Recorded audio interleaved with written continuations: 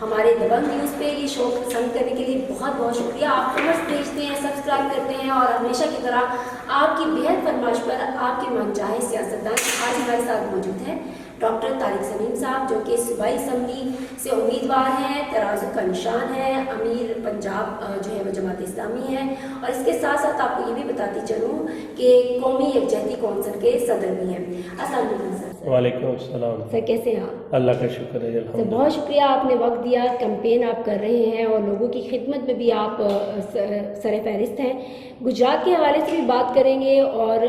جو ملکی سیاست اس وقت ہے اس پہ بھی ہم آپ سے بات کرنا چاہیں گے. سب سے پہلے گجرات کے بارے میں بات کر لیتے ہیں سر, کہ یہاں پہ بہت ٹف مقابلہ ہوتا ہے. آپ کو پتہ ہی ہے کہ چودھری برادران اور اس وقت پی ٹی آئی جو ہے وہ اس کی کافی فیور میں ہیں لوگ. جماعت اسلامی کس طرح سے لوگوں کی خدمت کے ساتھ ساتھ ان میں یہ شعور بیدار کر رہی ہے کہ ایک سیاسی جماعت کے طور پر بھی اس کو قبول کیا جائے؟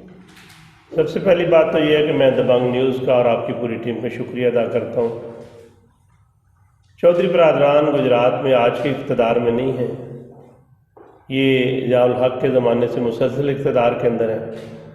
ہر دور میں وزارتوں کے اندر بھی رہے ہیں, وزیر اعلیٰ بھی رہے ہیں, اور چودھری شجاعت صاحب قائم مقام وزیر ہیں, عبوری طور پہ وزیر اعظم بھی رہے ہیں.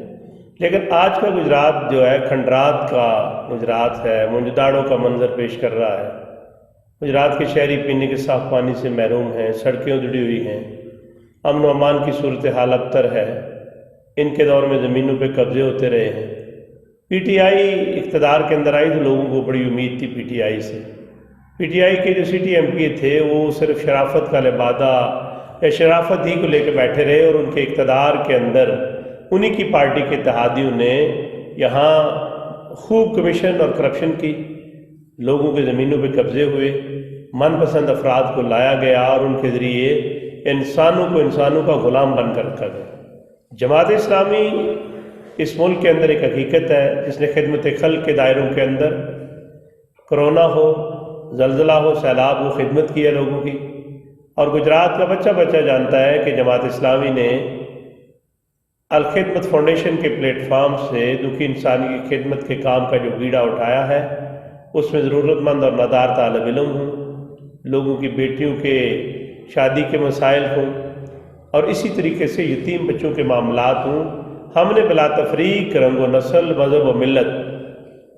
اس سے بلند ہو کر دکھی انسانیت کی خدمت کی ہے. اور ہمارا جو ترہ امتیاز ہے کہ جماعت اسلامی کی قیادت اوپر سے لے کر نیچے تک, سراج الحق صاحب ہوں, لیاقت بلوچ صاحب ہوں, مشتاق احمد خان صاحب ہوں, یا سید عبدالرشید ہوں, یا سراج الدین خان ہوں, عنایت اللہ خان ہوں, یا گجرات کی قیادت ہو چودھری انصر محمود ایڈوکیٹ ہیں, میں سمجھتا ہوں کہ ساری قیادت کا دامن صاف ہے. پاکستان کے سارے مسائل کا سبب یہ ہے کہ جو پارٹیاں ماضی میں اقتدار میں رہیں, چاہے پیپلز پارٹی تھی, چاہے اتحادوں کی سیاست تھی, چاہے پی ٹی آئی کا اقتدار تھا, ان سارے اقتدار کے ادوار کے اندر شکاری پرانے تھے, جال رہے تھے. صحیح. جماعت اسلامی اس ملک کو اس دلدل سے نکالنا چاہتی ہے, اور جماعت اسلامی پاکستان کے اندر کرپشن سے پاک, خوشحال, سرسبز پاکستان چاہتی ہے. اور ہمارا ماضی اس بات پر گواہ ہے کہ جناب سراج الحق کی نہیں, ان کی پوری ٹیم دیانتدار ہے. کراچی کا اقتدار 3 بار ہمارے پاس رہا, اور اس وقت بھی انشاءاللہ کراچی کے انتخاب 18 ہو رہے ہیں, جو سیٹیں رہ گئی تھیں, کراچی کے اقتدار کا عمہ حافظ نعیم الرحمان کے کاندھے پہ بیٹھے گا. ہم نے وفاقی وزارتوں میں رہ کر, صوبائی وزارتوں کے اندر رہ کر, قومی اسمبلی اور سینٹ کے اندر رہ کر, ہر دور میں جماعت اسلامی نے لوگوں کی خدمت بھی کی, اور ان کی خدمات کا اعتراف صرف جماعت کے اندر نہیں, جماعت کے باہر لوگوں نے بھی کیا. پی ٹی آئی کے ساتھ ہمیں تعدی تھے خیبر میں پچھلے عرصے میں. خیبر پختونخوا کے وزیر اعلیٰ نے جب حکومت ختم ہو رہی تھی تو جماعت اسلامی کا شکریہ ادا کیا کہ اس نے ایک بہترین اتحادی کے طور پر ہمارے ساتھ کھڑے رہے, ہماری لیگ پولنگ نہیں کی. تو جماعت اسلامی نے نئے ٹرینڈ دیے ہیں سیاست کے اندر. سر آپ نے خود ہی ذکر کر دیا کہ آپ پی ٹی آئی کے اتحادی رہے ہیں. کیا آپ لوگوں کو کبھی اس پہ شرمندگی کا سامنا کرنا پڑا؟ پی ٹی آئی نے, تحریک انصاف نے جو نعرہ لگایا, جو تبدیلی کے خواب دکھائے, لیکن ایک معاشرہ جو آپ کا منشور ہے اس سے ایک الگ معاشرہ اور الگ نسل کے حوالے سے ان کی تربیت بہت مختلف ہے. ان کی طرف سے, لیڈر کی طرف سے فحاشی زبان, ایک دوسرے پہ الزامات کی تعلیم, اور جو نسل ہم دیکھ رہے ہیں وہ حق دینے کے لیے نہیں, حق چھیننے کے لیے پیدا ہو رہی ہے. آپ کے اور ان کے منشور میں بے تحاشا فرق ہے، پھر آپ ایک اتحادی کے طور پر کیسے ان کے ساتھ کام کر سکیں؟ دیکھیں، پاکستان کی پارلیمانی سیاست کے اندر بھٹو صاحب بھی اکیلے اقتدار نہیں کر سکے، نواز شریف بھی اکیلا اقتدار نہیں کر سکا، خان صاحب خود اقتدار اکیلے نہیں کر سکے، سب نے اتحاد کیے ہیں، اس لیے کہ اگر واضح مینڈیٹ کسی پارٹی کے پاس نہیں ہے، خیبر کے اندر اب تھے تو ہمارے پاس ایک آپشن تھا، ہم یا نواز شریف کے ساتھ دیتے یا عمران خان کا۔ عمران خان نے چونکہ مدینے کی ریاست کی بات کی تھی، عمران خان نے گھر کی دہلیز پر انصاف دینے کی بات کی تھی۔ عام معصوم لوگوں کی طرح آپ بھی نہیں، ان کی باتوں معصوم میں نہیں آ گئے تھے، سر۔ اگر ہم عمران خان کی اس بات کو نہ مانتے تو لوگ ہمیں دوش دیتے کہ ایک فرد اٹھا ہے جس نے تبدیلی کی بات کی ہے، جس نے گھر دینے کی بات کی ہے، جس نے نوکریاں دینے کی بات کی ہے، تو آپ نے اس کے ساتھ اتحاد کیوں نہیں کیا؟ اور میں یہ سمجھتا ہوں کہ ہمیں یہ کریڈٹ جاتا ہے کہ ہم نے خیبر اسمبلی کی تکمیل تک ان کا ساتھ دیا۔ ہمارے وزراء پہلے سراج الحق صاحب وزیر خزانہ تھے، پھر عنایت اللہ خان بلدیات کے وزیر تھے، جتنے لوگ ہمارے وزارتوں کے اندر ان کے ساتھ رہے ان کا اعتراف انہوں نے بھی کیا اور لوگوں نے بھی کیا کہ جماعت اسلامی کے لوگوں نے ڈیلیور کیا ہے۔ اگر ہم یہ کام نہ کرتے تو لوگ کہتے ہیں کہ آپ نے اسی فرد کو جس کو بار بار پاکستان کے لوگوں نے آزمایا تھا، نواز شریف کو، اس کا ساتھ دیا ہے۔ تو میں یہ سمجھتا ہوں کہ جماعت اسلامی سرخرو ہوئی اور ہم یکسوئی کے ساتھ اس نتیجے پر پہنچے ہیں کہ پاکستان کے اندر پی ٹی آئی کا اقتدار ہو، مسلم لیگ ہو اور یہ پیپلز پارٹی ہو، یہ بنیادی طور پر وہ استبل ہیں کہ جن کے گھوڑے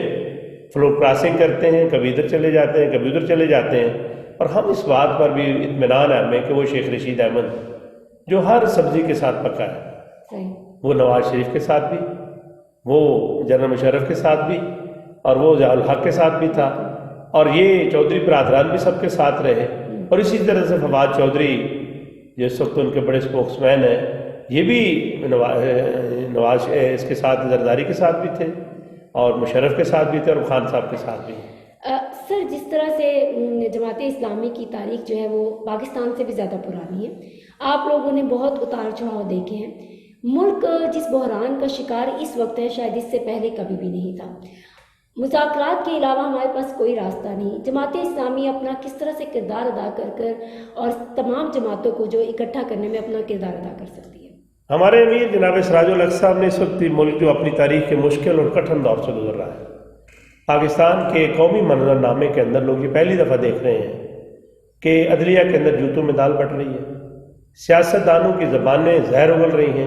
ان کے ایسے شعلے بلند ہو رہے ہیں ایک دوسرے کے بارے میں، حتیٰ کہ بیٹیوں تک لوگوں نے محفوظ نہیں رکھا۔ میں سمجھتا ہوں کہ بیٹی کافر کی بھی تو قابل احترام ہوتی ہے، لیکن موجودہ سیاست کے اندر خان صاحب کی پارٹی نے بھی اور جو میاں صاحب کے لوگ ہیں انہوں نے بھی ایک دوسرے کا لحاظ نہیں رکھا اور وہ بنیادی اخلاقیات کو بھی انہوں نے چھوڑ دیا۔ مجھے یاد پڑتا ہے کہ بھٹو صاحب کے دور میں ڈیرہ غازی خان سے جماعت اسلامی کے ممبر تھے قومی اسمبلی کے ڈاکٹر نذیر احمد، جنہیں بعد میں گولیاں مار کر ان کی پیشانی میں ان کو شہید کر دیا گیا، انہوں نے لیاقت باغ کے جلسے میں بھٹو صاحب کو مخاطب کرتے ہوئے کہا کہ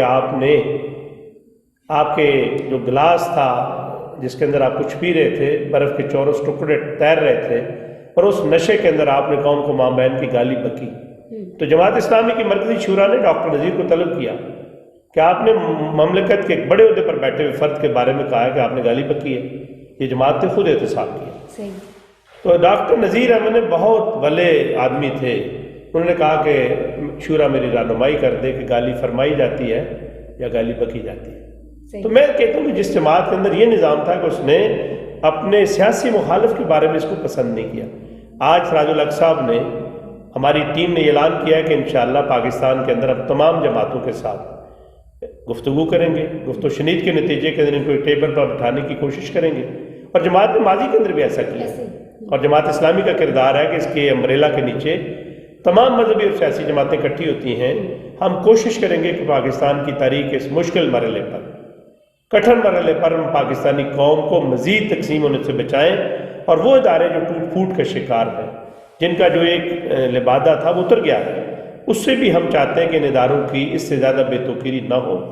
ججز آپس کے اندر ایک دوسرے کے ساتھ اس طرح دستوں گریبان نظر نہ آئیں عملاً، اور سیاستدان جو ہیں وہ بھی اپنے اپنے حدود و قیود کے اندر رہیں، تاکہ یہ ملک موجود ہے تو پھر ہم ہیں۔ سلیمی صاحب، جس طرح سے جماعت اسلامی کا ایک واضح پیغام اور خدمت ہمیں نظر آتی ہے، ایک پرانی جماعت ہے، لیکن کیا المیہ ہے کہ جمعہ 8 دن جیسے کہتے ہیں تحریک انصاف کو بنایا گیا، حکومت میں لایا گیا اور پھر ملک کو اس مقام تک پہنچایا گیا، لیکن پھر بھی ان کے خلاف ابھی بھی اس طرح سے کارروائی نہیں کی جا رہی جس طرح جماعت اسلامی کو بیک فٹ پہ لے جانے کے لیے کی گئی ہے؟ اس میں آپ کیا سمجھتے ہیں، کون سے عناصر شامل ہیں؟ کیا عالمی سطح پر ایسا کچھ ہو رہا ہے یا اندرونی معاملات میں اس جماعت کو پروان نہیں چلنے دیا جا رہا؟ آپ نے بہت اچھا سوال کیا کہ دیکھیں 1958 کے جب انتخابات ہوئے، کراچی دارالحکومت تھا، اسلام آباد بعد میں بنا، جی، اس میں جماعت اسلامی نے 23 نشستوں پر اپنے نمائندے کھڑے کیے، سٹی گورنمنٹ تھی، میٹروپولیٹن نہیں تھا کراچی۔ 19 نشستوں پر ہمارے نمائندے کامیاب ہوئے اور پاکستان کے پہلے دارالحکومت کے اندر جماعت اسلامی بڑی پارٹی بن کے آئی۔ ہمیں اقتدار نہیں دیا گیا، حکومت نہیں بنائی گئی، مارشل لا لگایا گیا اور دارالخلافہ اسلام آباد کراچی سے اسلام آباد منتقل ہوا۔ متحدہ مجلس عمل کے دور کے اندر ہمارے 70 کے قریب ایم این تھے، جس میں 28 ایم این اے براہ راست جماعت اسلامی کے تھے، اور اس کے بعد بھی کراچی کے اندر ہم جیتے، خیبر کے اندر ہم جیتے، پنجاب کے وہ اضلاع، عام لوگوں کا خیال ہے پنجاب میں جماعت اسلامی کو پذیرائی نہیں ملی، تو میں ایک سرے سے اگر شروع کروں تو اسلام آباد کی سیٹ میاں اسلم نے جیتی، گجر خان کی سیٹ راجہ محمد ظہیر خان 2 بار جیتے، شیخو پورہ سے چودھری نذیر احمد قومی اسمبلی کے اندر گئے، اور اسی طریقے سے باولپور سے ڈاکٹر وسیم صاحب، لاہور سے آفت سلمان بٹ، جناب لیاقت بلوچ، فرید احمد کراچا، میاں عثمان، اسد گیلانی، یہ سارے پارلیمان کے اندر رہے۔ میں سمجھتا ہوں کہ اس وقت پاکستان کے اندر بھی عالمی اسٹیبلشمنٹ۔ سر، آپ جس جماعت سے تعلق رکھتے ہیں وہ بڑی پرامن جماعت ہے اور آپ لوگ ہمیشہ محبت کا، انسیت کا درس دیتے ہیں، لیکن جس علاقے سے آپ الیکشن لڑ رہے ہیں اس کی تاریخ میں اگر جایا جائے تو یہاں پہ ہمیشہ خونی سیاست ہوئی ہے اور خاندانی دشمنی بھی بہت ہے۔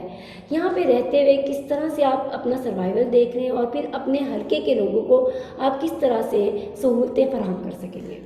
بنیادی طور پر ہمارا حلقہ بڑا پرامن حلقہ ہے،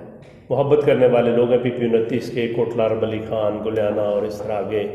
یہ جی ٹی روڈ سے کراس کر کے جاتریا ہے، گنجا ہے، حیل اور دیڑ، یہ سارے علاقے اس کے اندر آتے ہیں۔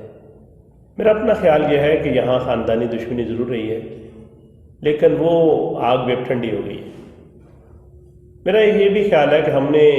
اپنا بچپن یہاں گزارا ہے، ایجوکیشن یہاں کی ہے ہماری، اور ہم کہیں گئے نہیں ہیں۔ میں سمجھتا ہوں کہ اس وقت اس حلقے کے لوگوں کی جو ضرورت ہے کہ ان کو ایسی لیڈرشپ مل جائے جو ان میں سے ہو، جو ان کا درد سمجھتی ہو، ان کے مسائل کو جانتی ہو، جس تک ان کی اپروچ آسانی کے ساتھ ہو۔ جماعت اسلامی کی لیڈرشپ چاہے جس سطح کی بھی ہو، اس کو ملنا، اس تک پہنچنا، اس سے بات کرنا آسان ہے۔ میں 2-3 ہفتوں سے جو مسلسل کاغذات نامزد کی بات عملاً فیلڈ کے اندر، ویسے تو ہم پہلے بھی فیلڈ کے اندر ہی تھے، تو جس بڑے پیمانے پر ہمیں پذیرائی ملی ہے، لوگوں نے ہمیں ویلکم کیا ہے، عزت دی ہے، میں سمجھتا ہوں کہ اب اس حلقے کے لوگ بھی حقیقی تبدیلی چاہتے ہیں،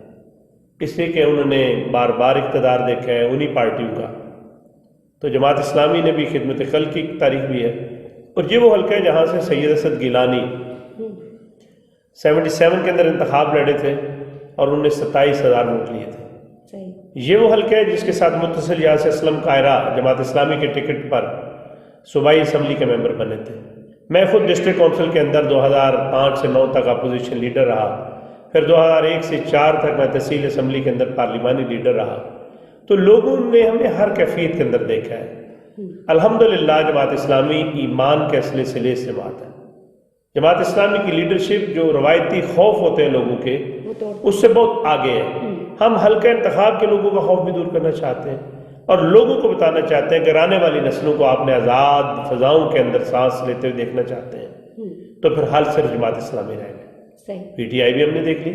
پیپلز پارٹی کو بار بار دیکھا ہے، پھر ہم نے یہ مسلم لیگ کاف کو بھی دیکھا ہے۔ تو جماعت اسلامی جو ہے وہ ایک ایسی جماعت ہے کہ اس کو جب جب موقع ملا انہوں نے اپنے جو سکل ہے، جو صلاحیت ہے، اس کی بنیاد پر ڈیلیور کیا۔ پاکستان کی تاریخ میں جب سراج صاحب وزیر خزانہ تھے تو یعنی انہوں نے جو سود سے فری بجٹ پیش کرنے کا اعزاز انہیں ملا تھا۔ کراچی کے اندر ہم آئے تھے، ڈیولپمنٹ کراچی کے اندر جو بجٹ تھا کراچی کا نعمت اللہ خان عبدالستار افغانی نے کئی گنا انہوں نے بڑھا دیا تھا۔ تو میں یہ سمجھتا ہوں کہ اس حلقہ انتخاب کے اندر اس وقت لوگوں کی ضرورت اور ڈیمانڈ یہ ہے کہ کوئی ایسا فرد جس کی زبان ہو، جو ان کے مسائل بیان کر سکے، جو ان کے لیے آواز بلند کر سکے اور ان کے حقوق کی بات بھی کرے اور وہ اس کے ساتھ بات کر سکتے ہوں۔ تو میں سمجھتا ہوں کہ اس وقت جماعت اسلامی کی لیڈرشپ کے علاوہ کسی کے پاس وہ لیڈرشپ موجود نہیں ہے کہ جو صلاحیت بھی رکھتی ہو، صالحیت بھی رکھتی ہو، اسکل بھی اس کے اندر موجود ہو، اور جب اس کو موقع جہاں جہاں ملا اس نے ڈیلیور کیا ہو۔ میرا ماضی اس بات پہ گواہ ہے، میں نے ڈسٹرکٹ کونسل کے اندر بھی، تحصیل اسمبلی کھاریہ کے اندر بھی لوگ جانتے ہیں جو میرے ساتھ رہے، صحیح، ہم نے اپنے حصے کا کام کیا اور آج بھی لوگ ہمارے اس کام کو یاد کرتے ہیں۔ بہت شکریہ سر، آپ نے وقت دیا، اور جیسے کہ ہم جانتے ہیں کہ انتخابات آنے والے ہیں، اپنے ووٹ کا صحیح انتخاب کیجئے تاکہ